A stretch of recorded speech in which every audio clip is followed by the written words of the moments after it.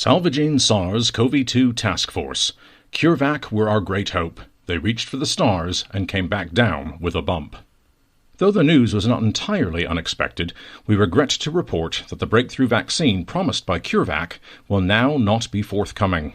There are a number of reasons for this, but the main factor was the high demands that CureVac itself placed on the product. The aim was to develop a vaccine that was as natural as possible, ideally the most natural vaccine to date. In the end, it was the much-debated issue of vaccine-induced side effects and long-term effects that thwarted their endeavor.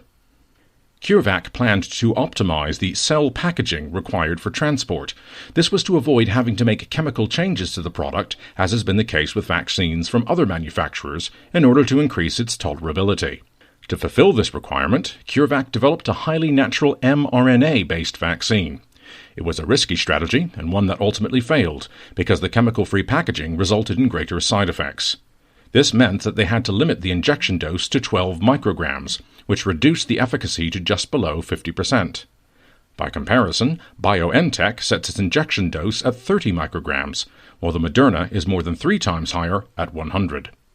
CureVac also had the ambition to not only produce the most natural vaccine, but also to create one that would be effective against the mutations currently in circulation.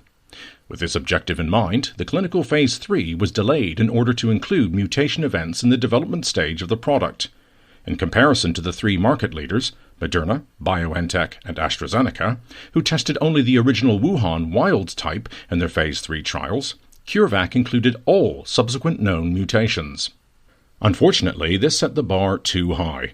CureVac even attempted to incorporate AI, artificial intelligence, into the prediction and detection of future mutations early on, and to adapt their product to its findings. Essentially, the project failed because of the as-yet insurmountable challenge of developing a natural vaccine that also covers current and even future mutations.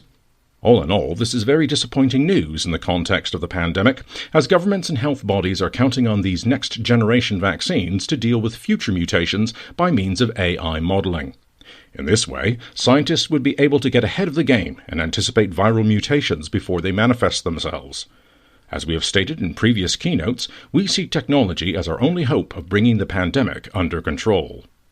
There are other projects going down the same route as CureVac, for example, the one at the University of Austin in Texas, but this announcement is still bad news for pandemic management.